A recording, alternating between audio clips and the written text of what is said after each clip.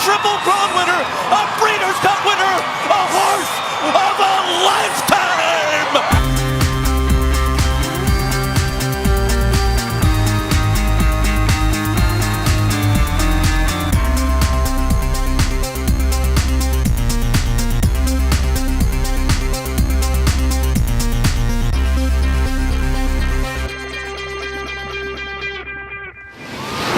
Hello and welcome to Tournament Talk on the Tournament Edge. I'm Bobby Shoemaker, and of course, that's Barry Spears. Barry and I are coming to you on Friday, November 13th, to discuss 4 races for Saturday, November 14th. 2 races at Churchill Downs, 2 races at Del Mar, and Barry, we're going to start under the Twin Spires, race 9 on the card. It's a 1-mile dirt event for maiden special weights. How do you see this one playing out? It's a really, really interesting race. You always get some good contenders in a race like this because there's a lot of trainers that want to stretch out their horses this time of year, see what they can do. Looking forward to 2016, trying to get that, see if their horses can go the mile distance. So there's some interesting contenders in here, some horses stretching out. The first one I'll start with will likely be the favorite, just based on his speed figures, is the 12 Hot Squad. A real dramatic improvement second time out at Keeneland. Had a nice work on November 7th, probably his best work to date, 4 out of 100 on that day on November 7th at Churchill. So this horse is going to take a lot of action. I really don't see anything wrong with this horse. However, I'm not really fond of that post position, number 12. All things considered, the horse definitely looks the part of a horse that's very, an improving horse. Right. Has a great last race buyer figure compared to all the rest in the race. He should be the horse to beat, but I'm going to side against him on Saturday. Next horse I'd like to talk about is number 9, Warstroll, Kenny McPeak trainee with Leparoux up on Saturday. This horse is probably going to take some action here. Kind of consistent with his numbers, at least speed figure wise, but hasn't really run all that great, going 6.5. Maybe the stretch out will improve, but it seems like this horse has a turf pedigree. And he may be looking for some turf races down the road, maybe going down to Florida, trying things out down there, or maybe even put him on the shelf until the spring. You never know, but I'm not really fond of this horse running a 1-turn mile in the dirt. I'd rather see him going 2 turns on the turf, which is my man Bobby's handle on Twitter. That's right. So I'm sure he kind of has that sentiment. And also, on top of everything else, the horse finished behind Hot Squad last race, pretty well beaten, about 4.5 lengths behind. So I think this horse will take some play, but, I'm going to pass. So I land on the horse just inside number 8, Hard Labor. This horse seems to have a little bit of upside. Got off slowly on October 15th. Kind of flat-footed start. I watched the race a couple of times. He wasn't bet at all, no play. But the horse has some improving works that are or at least I like to say my mentor, Anthony Trezza, has really enlightened me on this kind of move, where horses that don't run particularly well first time out show some improvement in the morning and then pops a good race. And I think this horse fits that criteria. He has some good rooters in his family out of hard spun, so the distance shouldn't be a problem. I think this horse is going to be a square price, and in a tournament, this might be the horse that could put you over the top. Barry, I gave a long look to this horse, and I think you're onto something. And despite Ian Wilkes being cold, you can't deny the numbers from Ian Wilkes this year, and Brian Hernandez Jr.'s had a solid year as well, and I feel like he's a jockey on the rise. And your horse was actually my second selection, and I leaned that way for a long time. I couldn't agree more with you in regards to the 12 horse. There's no way I'd bet that horse at those odds at that age, considering that post. I mean, that horses at this nature, that young, a lot of them don't deal with adversity at all, whether if it's dealing with kickback in their face, sometimes they don't like it, or dealing with a wide post, not being able to adjust to not doing what they're accustomed to doing. Now, this horse is probably going to want to go straight to the lead. And with the 12 posts like that, there's no way the 12 is going to be able to get to the lead because there's a lot of speed to the inside of him. So I think the 12 is a hard play against. The 9 War Stroll had every reason to win his last race and just wasn't good enough, and you can see that. So I actually landed on a horse much further inside, and that's the 3 horse, Z Royale. Now this horse, similar to the 8, didn't show much his first time, but I want you to keep in mind, Barry, he drew the 9 post, okay, which is a wide post.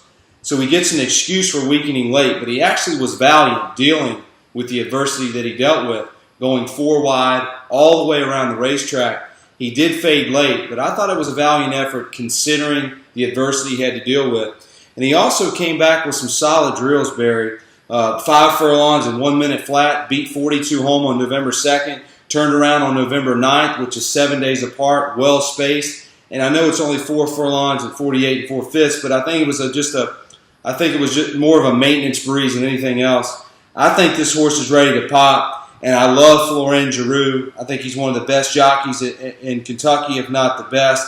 I just like what I saw from this horse. I like what I saw from the video. He looked like a horse that did have some stamina to him that might want to stretch out. I like the fact that Florent gets back on him. That tells me he's confident. So I'm going to bet the 3 to win. The 3 is going to be my tournament play. And I'm also going to put your horse and my horse on top for an exacta and a trifecta, because if those 2 horses are able to finish first and second, it's going to pay very nicely. Yeah, I totally agree. I mean, honestly, Z Royal was my first elimination. So if I picked 4 horses here, he's definitely in there. And for the reasons that you mentioned, it doesn't really mention it in the form, but he did have a slow break too, on top of being wide. So he was really up against it. He ran pretty well in that race. They all ran together, Hot Squad, War Stroll, and this horse, Z Royal. But I wanted to see what your thoughts were on number 5, Sawyer's Mickey. And he's the only horse that went longer than 7 furlongs. And he didn't run, he ran kind of like a state-bred stake in Ohio, which is chump change. But just the fact that he's run that far, has a decent post position, does he rate a shot for you at all? I completely negated the last race on October 10th for the exact reason that you just mentioned. When you're running in Ohio, I have no use for that. So I went back to his second race at Saratoga. He was a non-factor. He had no reason to be a non-factor, and the numbers did not translate to this field, in my opinion. And I think with your horse and my horse, there seems to be more upside, and our 2 horses are certainly showing a lot more in the mornings than a horse that's 4 to 1 morning line, because he ran a $150,000 stakes race at a racetrack that I don't know about. So yeah. I don't give him a shot for a plethora of reasons, and I'm really surprised that he's 4 to 1, Barry. I don't like the horse at all. Well, there's some things to like, though. He was a pretty decent purchase, a $280,000 purchase. So there's some upside there, at least from the owner's perspective, and also from Steve Asmussen, who's pretty stellar with these kind of runners. Not sure why, I guess the $150,000 was the attractor to go out there, but he was 40 cents on the dollar and didn't get it done. No. So that, to me, that says a lot. But going back to his Saratoga race in September, he did run against Greenpoint Crusader, who, was kind of, on the fence of being a favorite during the Breeders' Cup. But, other than that, at 4 to 1, I can't play a horse like that. But also, as I like to stress to viewers all the time, and I hear guys on TV talk about this, well, this horse lost to this horse. Well, sure, just because he's in a race with a good horse doesn't mean he's any good. Because if he didn't compete in that race, and his numbers from time form or DRF don't translate, I don't care who he raced against. He might just not be good enough. So I don't like the horse at all. One more point I wanted to make about Z Royal, and I loved your stat about works, especially for this age after their first race. I really like horses who work out longer. I think a lot of trainers get into the habit of 3 furlongs or 4 furlongs. This horse went 5 furlongs in 1 minute flat. Again, as I mentioned before, beat 41 other horses home. I think the horse will benefit tremendously from the inside draw, Barry. I like your horse a lot as well, and I would not be surprised in the least if we don't run 1-2, and maybe I'll get a long shot for third, and then you know how I play those strides. Sounds like a pick 4 to me. Yeah, so we're going to move on to race 10 on the card at Churchill Downs. It's a Grade 2 stakes race, a mile and a 16th on the turf for 3-year-old fillies. The purse is for $200,000. Give me your pick, Barry. Well, there's a lot in here. I mean, this race is real tough. I mean, this came up a real salty field for a race this late in the year. Now, obviously you're going to always have to contend with Chad Brown. Right. Everywhere you go, on the turf, 2 turns on the turf, he's going to be there just like Bobby Shoemaker. So, with that being said, I'm going to start with the 11, Partisan Politics, which is aptly named for this time of year. But, a minor stakes placed horse that to me it might be a little bit overrated in this spot. Very overrated, Barry.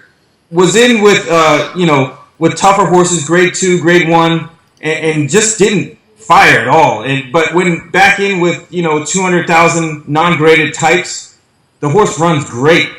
I mean, you can't, look at this horse and say doesn't deserve to be in this spot because this is the next logical step.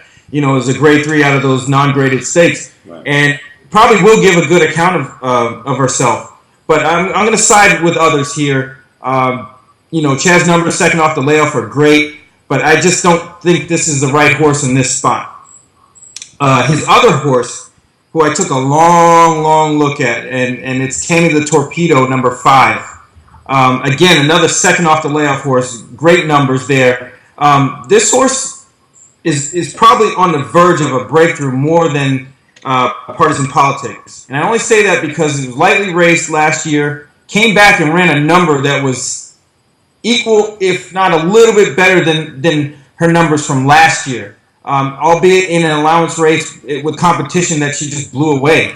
So that to me says that this horse is this caliber and probably will give a good account of herself. I decided to go away from that horse to a horse that I've been on for a while now, which is number 7, Onus. This horse, as soon as they put her on the turf, just woke up. Just turned into a whole different animal. Won a Grade 3 at Laurel back in September. Has been laid off since. I love Sugar off the layoff in these kind of spots. This horse is just, to me, I think this horse is head and shoulders better than a lot of these horses in here. It doesn't really show in the form. Maybe even time form is the same way. But I really like this horse. This is my play. This is the horse I'm going to center a lot of things around, and I'm going to put a lot of chips on this one. And Barry, she's in shape. Look at the last 2 works. I mean, you beat 60. November 8th work. Yeah, the November 8th work is just as stellar as you get, especially for a turf horse who really, it takes them a while to get going. And this horse showed some speed, several works, back on Halloween also. So I'm looking for a top effort here. Well, I looked long and hard at Partisan Politics. I wanted to make sure that I was making the proper case against her. And I watched video from this horse, and Barry, I understand that her class certainly is the reason why she's probably going to go off the favorite in this race. She's faced some salty bunches since she came back off the layoff in June. I just don't see the desire to finish more times than not. I understand she won the last race. I'll get to the reason why I think she won the last race in just a moment. I just don't see a horse. I see a horse that likes to hang. I see a horse that likes to burn money. And drawing the post that she's drawing, considering the horses with the talent that's inside of her, I feel like she was certainly a horse to play against. So I looked at other avenues here. I looked at your 7, but the numbers don't translate, and I was hesitant because of the victories at Laurel, but it is Shug McGahee, and the works are there, so I certainly respect the 6. This is my play of the entire show. It's the 6 horse, Christopher Clement, Jersey Joe Bravo, Divine Ada. I hope I'm not butchering that name, but I really am a big fan of the 6, and here's why. This horse was off for 150 days, had raced on the dirt in which she clearly didn't belong in, and run her eyeballs out. And yes, beat by Partisan Politics. But, Barry, you're talking about a horse that hadn't raced in 150 days. Yeah. Shouldn't we expect a better effort second off the layoff? And I understand that Christopher Clement is in a slump, if you will, but it is Christopher Clement.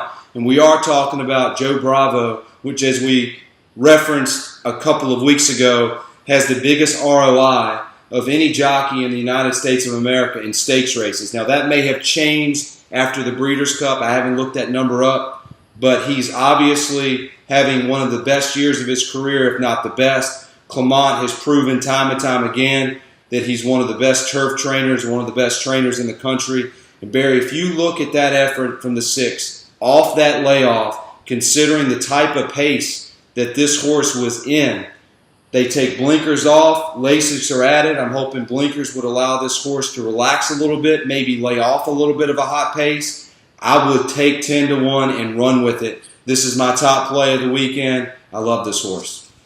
Yeah, I took a long look at her also. The only thing I wasn't sure about was the angle with taking the blinkers off.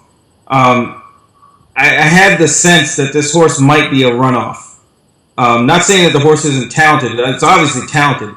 Won some races back in Florida last year and early this year. And I think, maybe the change in Barnes, might make the difference here with this horse being a fringe contender and actually winning some races. Now, I'm not really 100% positive why the blinkers are coming off. Usually I'd like to see some sort of indication. But, I'm just thinking here outside the box or maybe inside the box that they want this horse to rate a little bit. Yeah, I think Christopher Clement looked at the pace of the race, Barry, because we know that that trainers and jockeys read the form just like you and I. And Clement says, look, I don't want this horse to get caught up in another speed duel because we might get beat by the 11 again. Let's take the blinkers off, see if she'll rate a little bit, and then make that one run turning for home and get first jump on the 11. Yeah, but the only reason I kind of was hesitant is because I don't like sometimes to gamble in those kind of experiments where they do that. That's just my personal, preference. Other people live for those kind of things. In this spot, definitely a contender. I mean, the horse is going to show some speed. It clearly has talent. I just thought it was a question mark, but, everything that you pointed out points in the right direction here. I mean, Clement, second off the layoff. If a horse is ever going to run, this horse is going to run on Saturday. No question about it. I guess my thoughts to you are, how fast do you think this pace is going to be? Because I see it being as hot as it was last race that Partisan Politics won, which my horse was in. If it gets that kind of pace, I think she wins again. If they go a little bit slower and my 6 rates off, I certainly think the 6 is a player. Your thoughts on the pace? Yeah, I think the pace is going to be not considerably slower, but slower than that 22 change and 45 for the half. That's ridiculous. That's ridiculous. That's ridiculous for a turf race. Even in New York, they kind of do their own thing with the pace scenarios whenever they feel like it. Yeah, but don't get me started. That's just ridiculous. That's just fast. I mean, I don't expect it to be that fast. Not saying it couldn't be that fast. If that setup does come up, Partisan Politics is going to be tough again. But I'm kind of gambling here against that kind of pace happening. I think it's going to be a little more moderate, and there's going to be a lot more horses ready to get first run. That's why I kind of went with Onus. I mean, she's shown some ability to get in the spot where she needs to be and finish races off, so that's where I'm heading.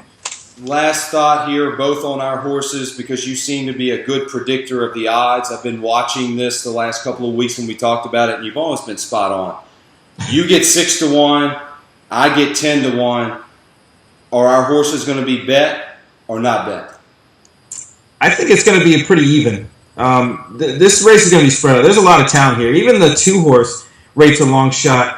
And also another outside horse that I looked at a lot was the 12 Season Ticket. So those horses are going to take a lot more money than it looks like on the morning line.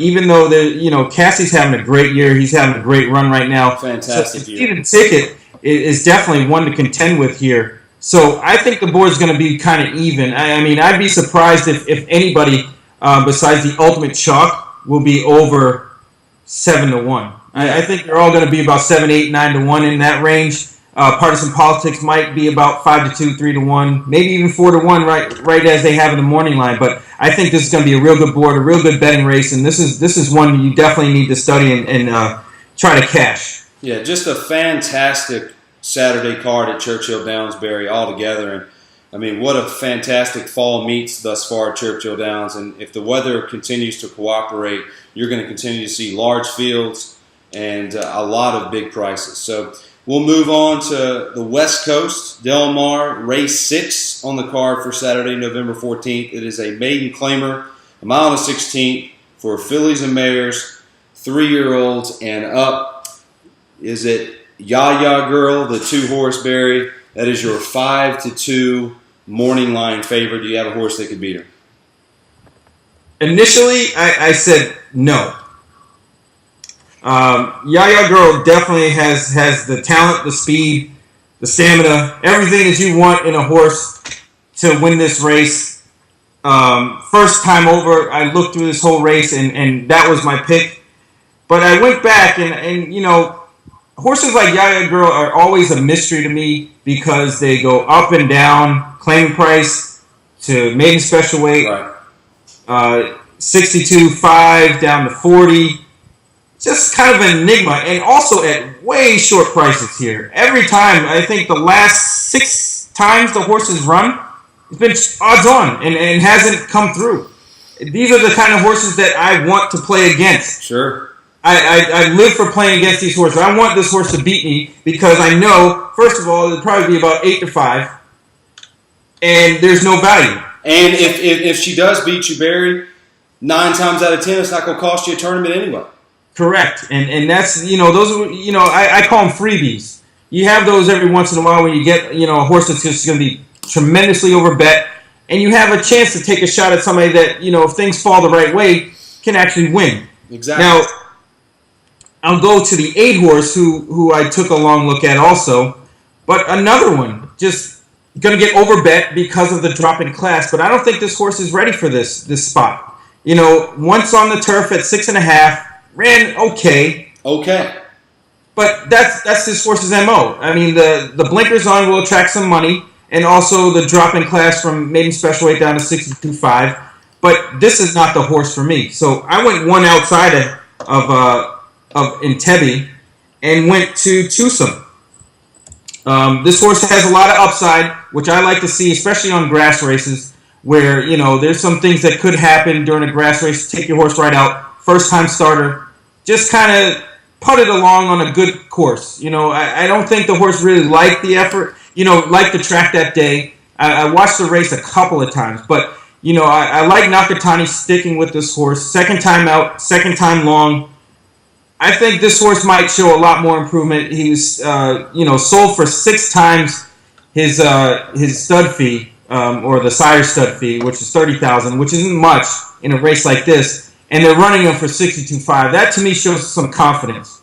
So I want to see, you know, this horse probably mid-pack and make one run. The workouts are there. I think this is the time to take a shot. We like the same horse. And for basically exactly what you said. I mean, one other stat I like to mention is the trainer is 18%, which is not a bad stat, coming back 20 to 34 days off the layoff. And, you know, when you're in a race like this and you're looking to beat the favorite, which is you don't know what you're going to get from one race to the next, that's the type of stats you need to look for. And I don't mind 5 furlongs in 1 minute flat from this group, and that was the last work on November 2nd from Tucson. And Corey Nakatani at one time was known as one of the best, if not the best, turf jockeys in the country. He does stay on this horse, and if the 2 does not run back to the August 5th race, which was a long time ago now, then this race is wide open. And I think you're exactly right. I like the 9. Am I betting the 9 to win? No, I'm not betting this race. But when you're playing in tournaments, you've got to play them all. And you've got to find a horse to bet. And Barry, I think you're onto something with Tucson. I'm surprised you took this horse, but it seems like every week there's one race in which we land on the same horse. And We actually called a race last week at Del Mar. The last race, we said, watch out for this horse. And sure enough, balloons. So viewers definitely need to pay attention when we're in agreement with a horse running well.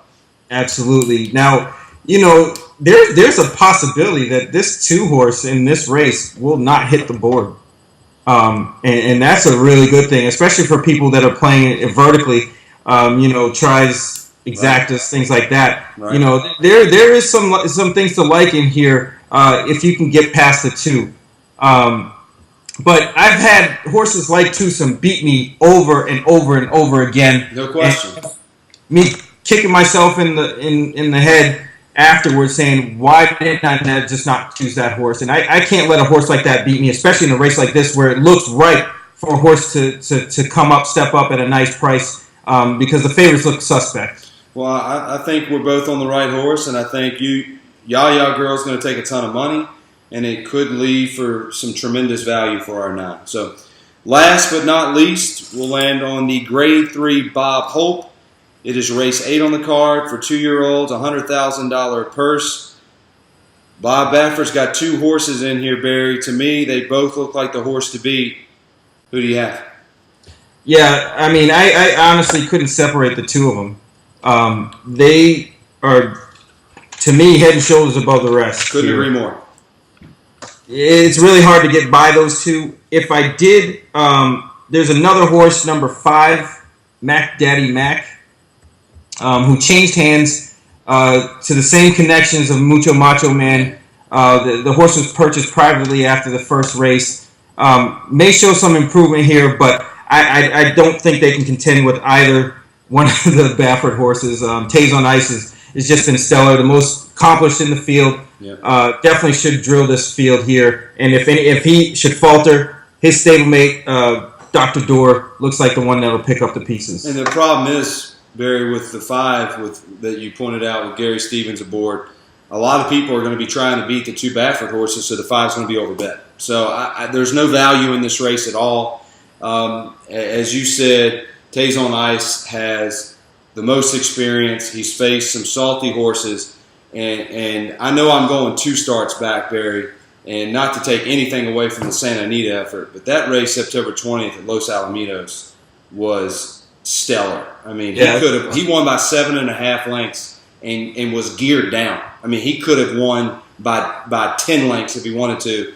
And the numbers came back strong as it is for how I add them up in Timeform US. And they could have been even stronger. Look, Jury could be special. I mean, we can't take anything away from that horse. Bejarano asked that horse for everything that he had, and boy, did he get it. And he did it from the 9 post. And that goes back to the first race that we analyzed at Churchill Downs. We're making excuses for horses drawing the 9. This horse got the 9 post and didn't give you-know-what where he was drawn. He was going to win that day. Those 2 horses are going to run 1-2, barring something unforeseen. I just give Taze on Ice the edge because he's faced better, he continues to improve, and Bob Baffert tends to put Martin Garcia on his top horses. Those 2 are going to go into the Hall of Fame together, and Martin Garcia has Bob Baffert to thank. And for me, Baffert's always going to put Martin on his best horse out west, unless it's American Pharaoh and Victor Espinoza gets on him. It happens. Yeah, so before we go, give me your top selection once again for the weekend. My top selection would be race 10, Churchill Downs, number 7, Onus. Take it to the bank. No, you're wrong, my friend, because my top selection is race 10. It's the 6-horse Divine Atta. So that does it this week for Tournament Talk on the Tournament Edge for Saturday, November 14th races. For Barry Spears, I'm Bobby Shoemaker. Until next time, good luck.